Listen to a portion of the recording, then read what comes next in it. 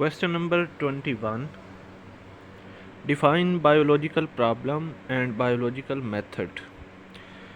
तो biological problem is a question, एक ऐसा सवाल होता है relating to living organisms जो ज़िंदा जानदारों के मुतल्लिक होगा, that is either asked by someone जो कोई पूछता है, or comes in biologist's mind by himself, या जो बायोलॉजिस्ट है, जो बायोलॉजी पे तजर्बात करने वाला है, उसे पढ़ने वाला है, उसके माइंड में खुद आता है, तो उसे हम कहेंगे biological problem.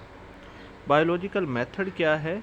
Biological method is a scientific method, ये एक साइंसी तरीक़ाकार है विच इनकम्पेसेस, जिसमें जो मुश्तमिल होता है, इनकम्पेसेस मुश्तमिल होता है डिफरेंट स्टेप्स, मुख्तलिफ स्टेप्स पर to solve a biological problem, जिसके ज़रिए या जिन मराहिल के ज़रिए हम एक बायोलॉजिकल प्रॉब्लम को हल करते हैं। यानी बायोलॉजिकल मेथड एक साइंटिफिक मेथड है जो मुख्तलिफ स्टेप्स पे मुश्तमिल होगा, जिन्हें इस्तेमाल करते हुए हम बायोलॉजिकल प्रॉब्लम को हल करेंगे। नेक्स्ट क्वेश्चन हमारे पास है क्वेश्चन नंबर 22। क्वेश्चन नंबर 22 में हमारे पास हैं what steps are involve in solving a biological problem, कि बायोलॉजिकल प्रॉब्लम जो है उसे हल करने के लिए कौन कौन से मराहिल दरकार हैं। पहला है रिकग्निशन ऑफ बायोलॉजिकल प्रॉब्लम, कि बायोलॉजिकल प्रॉब्लम जो है उसकी पहचान, कि वो है क्या, मसला दरपेश क्या है। सेकंड स्टेप इसमें है ऑब्जर्वेशंस, जब आपको पता चल गया कि बायोलॉजिकल प्रॉब्लम क्या है तो उसके बाद मुशाहिदात करना।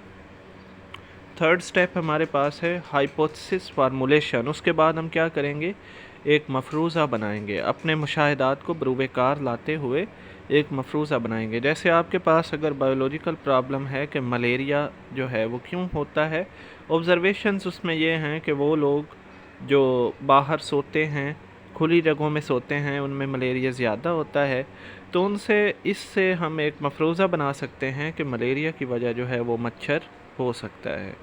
अगरचे शुरू में लोग शुरू में ही इस नतीजे पे नहीं पहुंच गए थे, लेकिन तरीक़ाकार जो है वो इस तरह से होता है। इसके कुछ मज़ीद स्टेप्स हैं हमारे पास बायोलॉजिकल प्रॉब्लम को हल करने के। डिडक्शंस हैं, मफरूज़ा जो है उससे फिर हम लॉजिकल कंक्लूजन्स बनाएंगे, मंतकी नताइज जो गौर व फिक्र करके हम निकालेंगे, जिन्हें डिडक्शंस कहते हैं। अब तक हमारा जो भी काम था वो सिर्फ मफरूज़ों की बुनियाद पे था, उसमें कोई प्रैक्टिकल इन्वॉल्व नहीं था। नेक्स्ट हम क्या करेंगे, अपने मफरूज़े पे जो है वो एक्सपेरिमेंट्स करेंगे, तजर्बात करेंगे कि वो जो है ठीक है या नहीं है। जब हम तजर्बा करेंगे तो उसके बाद हमारे पास कुछ नताइज आएंगे कि जो हम सोच रहे थे वो सही था या नहीं था। जैसे मलेरिया में शुरू में एक हाइपोथेसिस बनाया गया था कि जोहड़ों से आने वाली गंदी हवा जो है उसकी वजह से लोगों को मलेरिया होता है। तो फिर कुछ लोगों ने तालाबों का पानी पिया था, तो ये जो तालाब का पानी पीना है ये एक्सपेरिमेंट वाला स्टेप था, और इसके बाद जब उन्हें मलेरिया नहीं हुआ तो इससे ये साबित हो गया कि तालाब जो हैं वो या उनसे आने वाली हवा या उनका पानी जो है वो मलेरिया का बायस नहीं है। नेक्स्ट इसमें हमारे पास स्टेप क्या है, जब हमारे पास नताइज आ जाते हैं, समराइजेशन ऑफ रिज़ल्ट्स, तो हम अपने नतीजों को अरेंज करते हैं ग्राफ की सूरत में, टेबल की सूरत में, ताकि उन्हें समझने में आसानी हो और जो है उन्हें बेहतर अंदाज में पेश किया जा सके। उसके बाद क्या है, जब हमने अपने नताइज को भी जो है वो तरतीब दे लिया, अरेंज कर लिया, तो फिर है रिपोर्टिंग द रिज़ल्ट्स, फिर हम अपना काम दूसरों को बताते हैं। इसका तरीका क्या है, सेमिनार के ज़रिए ये हो सकता है, और मुख्तलिफ जो है जैसे आजकल ज़राए हैं टीवी के ज़रिए, रेडियो वगैरह के ज़रिए जो है हम अपने काम को जो है दूसरों तक पहुंचा सकते हैं। सोशल मीडिया जो है वो भी अब किसी हद तक यूज़ किया जाता है, लेकिन साइंस के लिए जो है वो जर्नल्स, मीटिंग्स और जो है इस तरह के टॉक शोज़, सेमिनार्स वगैरह जो हैं वो यूज़ किए जाते हैं। अगला हमारे पास है जी क्वेश्चन नंबर हमारे पास 23।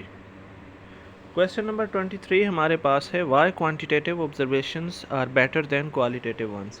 क्वांटिटेटिव ऑब्जर्वेशंस कौन से होते हैं, जिनमें कोई फिगर होता है, हमारे पास कोई हिंसा होता है। जैसे अगर हम कहें कि पानी का फ्रीजिंग पॉइंट 0 डिग्री सेंटीग्रेड है, तो इसमें हमारे पास एक फ़िगर मौजूद है ज़ीरो की सूरत में।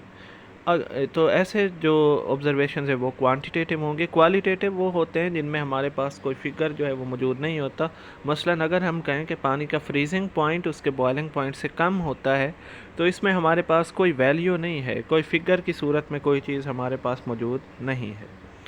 کوانٹیٹیو آبزرویشنز کو بہتر سمجھا جاتا ہے سائنس میں. اس کی وجہ کیا ہے؟ Quantitative observations are considered better than qualitative ones. کیوں؟ بیکاز دا فارمر سے مراد ہے کہ جو پہلے والے ہیں جن کا ہم نے اسٹیٹمنٹ میں پہلے تذکرہ کیا, جیسے یہاں پہ کوانٹیٹیو ہے, اور کوالٹیٹیو کو ہم کیا کہیں گے؟ لیٹر کہیں گے.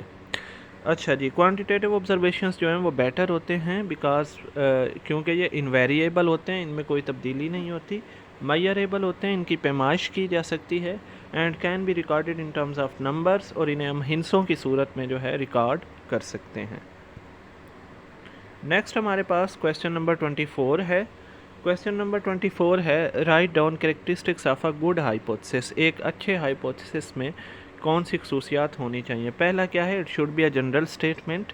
اسے ایک عمومی بیان ہونا چاہیے, یعنی جو کسی چیز کو اسپیسیفائی نہیں کرتا بلکہ جو ہے جنرل سی ایک جو ہے وہ اسٹیٹمنٹ ہوتی ہے, اسے اپلائی کیا جا سکتا ہے ایک براڈر سچویشن پہ, ایک وسیع تر تناظر میں.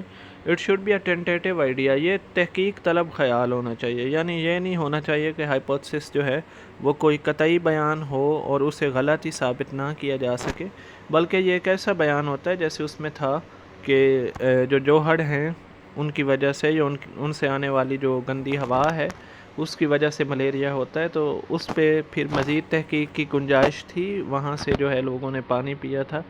یعنی آپ کا جو مفروضہ ہے وہ ایسا ہونا چاہیے کہ اس پہ مزید تحقیق کی جا سکے اور اس کے بعد ہی اسے درست یا غلط جو ہے وہ ثابت کیا جا سکے. تھرڈ اس میں کیا ہے؟ It should be kept as simple as possible. یہ سادہ ہونا چاہیے تاکہ آسانی سمجھ میں آ سکے, زیادہ جو ہے وہ کمپلیکیٹڈ نہ ہو, اور جب یہ سمجھ میں آ سکے گا یا سمپل ہوگا تو ہی اس پہ جو ہے مزید کام کیا جا سکے گا اور اس کے درست یا غلط ہونے کا جو ہے وہ اندازہ لگایا جا سکے گا. تو یہ تھا ہمارا آج کے کویسچن نمبر 21 to 24.